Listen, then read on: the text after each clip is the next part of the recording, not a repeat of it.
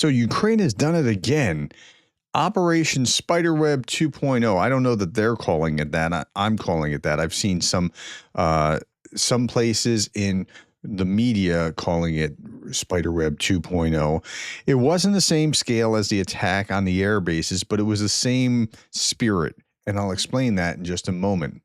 Breaking: Ukrainian drones flew out of grain train car hatches, destroyed 13 Russian tanks and more than 100 armored vehicles and other equipment being transported by the Russian train in occupied southern Ukraine. The hatches appear to have been opened remotely, and so the drones popped out. The drones attacked first the locomotive, and then after the locomotive is out and the train stops, then all the other drones start targeting all the armor on the train. It was pretty inspired. I don't know how you stop that.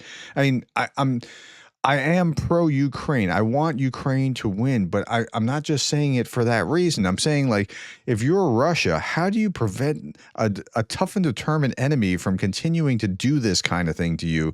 I don't know how. Okay, so Ukraine's Defense Forces South Command reports that they successfully struck a Russian military train, likely newly built Donetsk-Zaporizhzhia route, destroying 13 enemy tanks, over 100 various types of vehicles and armored equipment. I think this is to give you a sense of what it looks like, not the actual trains or tanks themselves. But yeah, here's the actual a translation of the actual thing. Now this is from the Russian perspective. Another unthinkable blank up by our special services. There is no point in remaining silent anymore. The enemy destroyed a locomotive with tanks and dozens of armored vehicles. At some point, the hatches through which the grain is poured began to fly off from railway containers, such as hoppers, grain trucks, while they're moving. It was through them that the drones flew out and attacked the equipment that was located on the platform cars. What genius came up with the idea of combining a train of equipment with grain trucks is a mystery, as well as how the SBU managed to hide drones there. It's also unknown, but the result was this. The first blow was delivered to the locomotive, after which the train began to lose speed and was stopped. The enemy destroyed most of the equipment without hindrance.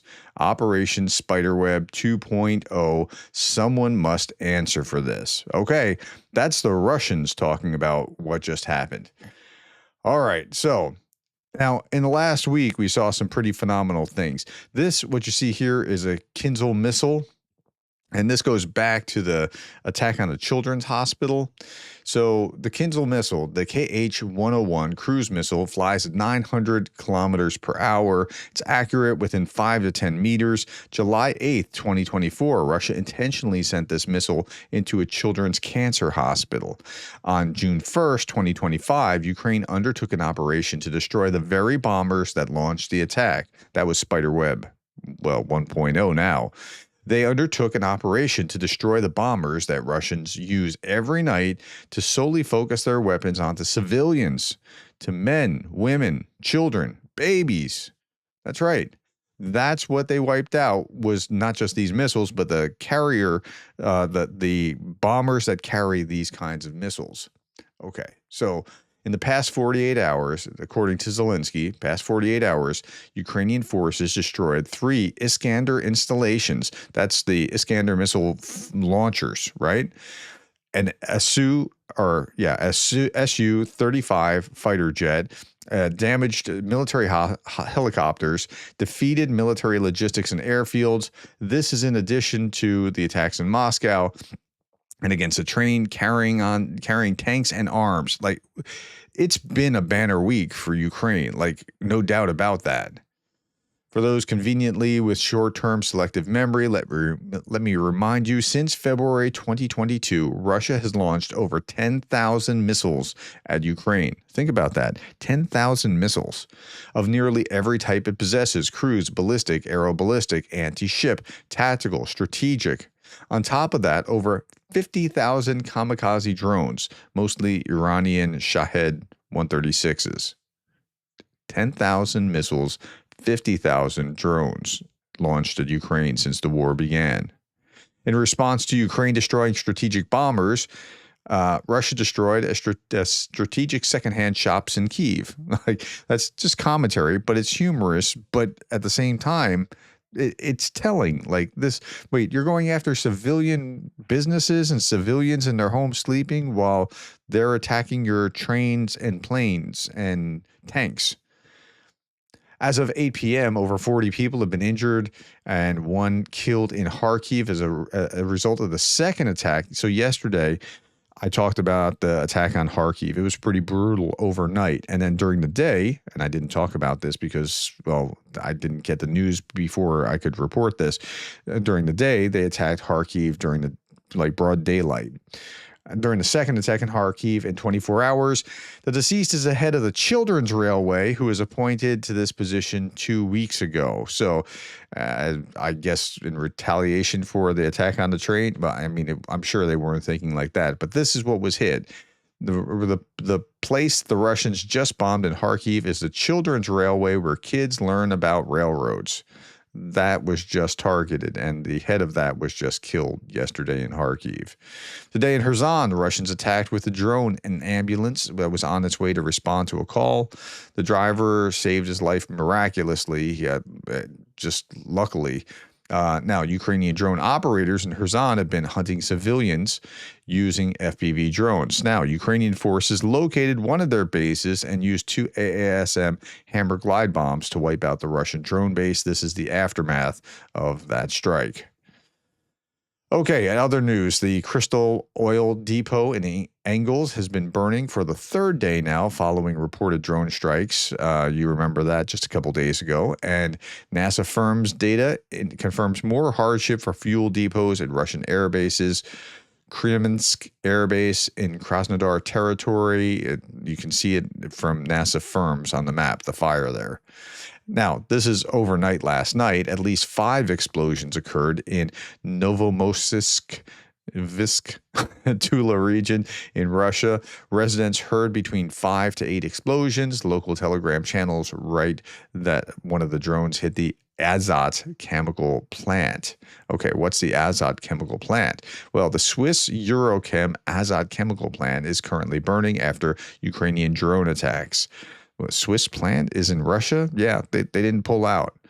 They supplied nitric acid to the Sevrilov explosives factory, which produces octogen and hexogen, which in turn are used in artillery shells and warheads. So the Eurochem Azot factory produced and sent 500 tons of nitric acid in over 2.5 years since February of 2022, enough to produce 3,000 tons of RDX explosive to fill 500,000 large caliber artillery shells. So was that a good hit? Yeah, that was a good hit.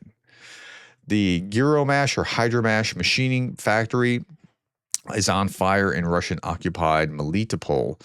Here's a video of it or some images of it. And the Russian Melitopol Hydromash plant is on fire. Locals say that the plant was used by the Russian army as a base, so that's why that was hit. The bitumen production facility is on fire in Sovo near Lukoil oil refinery in Nizhny Novgorod. The bitumen production facility blew up. It's 250 miles east of Moscow.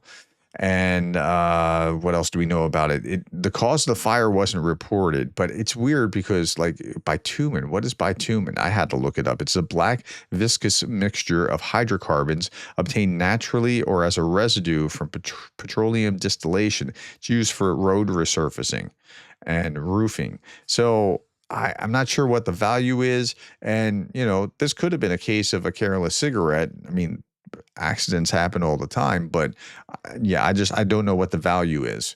If you understand that, put that in the comments below. Fuel and lubricants warehouse is on fire after an explosion in a Moscow suburb 19 miles from the Kremlin. Okay, so fuel and lubricants, that one I understand.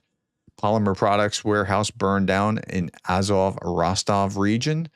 So lots of things were happening overnight. And again, the Ukrainians keep coming. I mean, at a certain point, I think the Russians are going to be like suing for peace, like, please stop the Ukrainians. NATO, help us.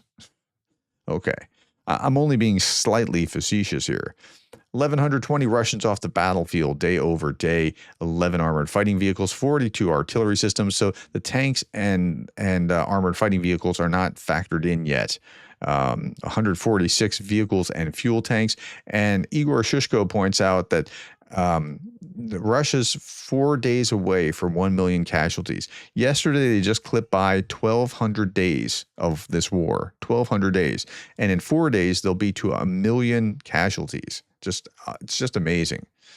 Overnight on June 8th, Ukraine's air defense neutralized 40 drones out of 49 launched by Russia, 52 objects in total, including a couple of missiles. But this is a little frightening to me. When I see low numbers like this, I go, uh-oh, they're saving up for a rainy day.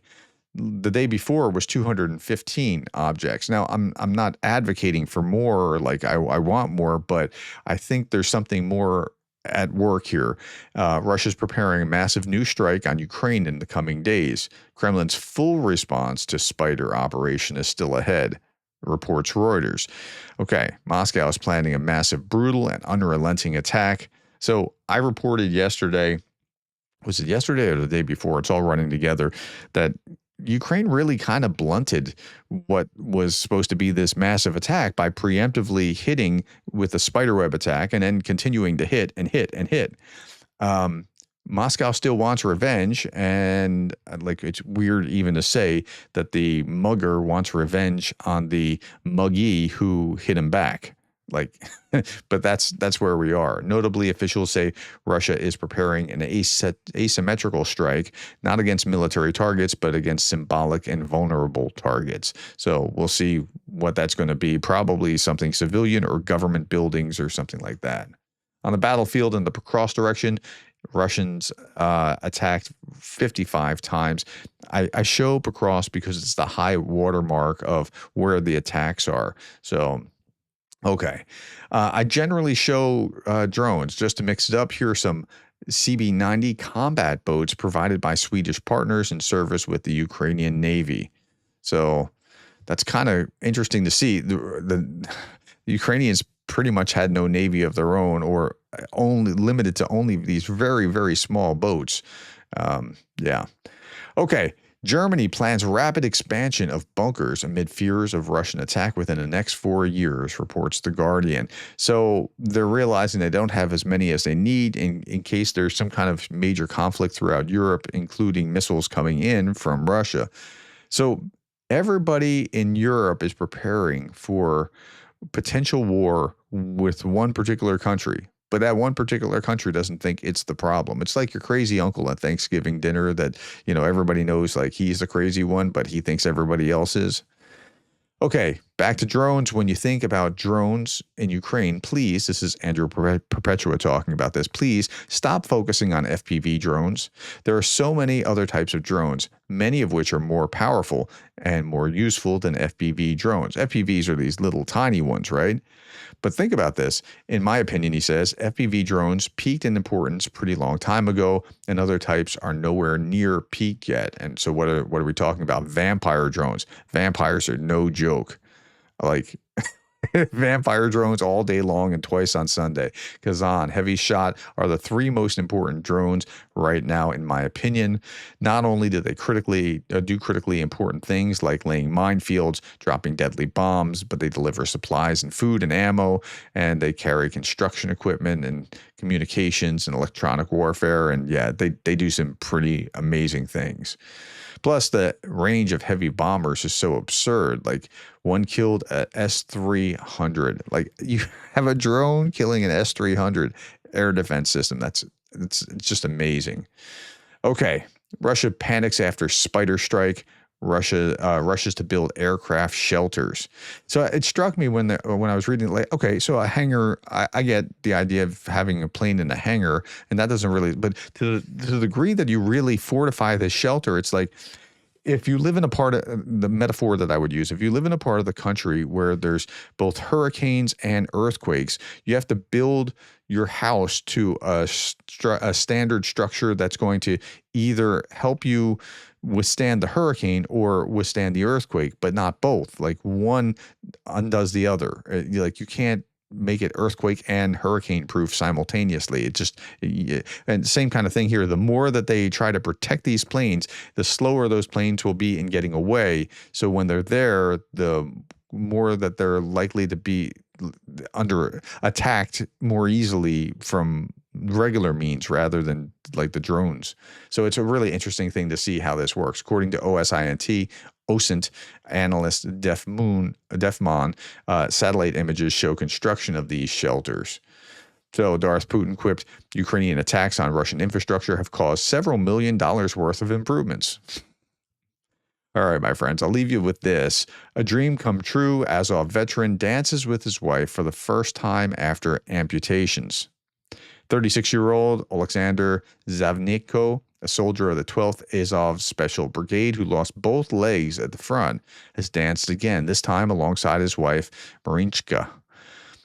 Okay, after months of pain, surgeries, and rehabilitation, Iskander returned to the dance floor and fulfilled his dream to dance once more with the woman that he loves. You don't know. Yeah. Okay, my friends, that's all that I have for you today. Thank you for your time. Thank you for the likes, the shares, and the subscribes. And thank you for being the kind of person that cares about Ukraine.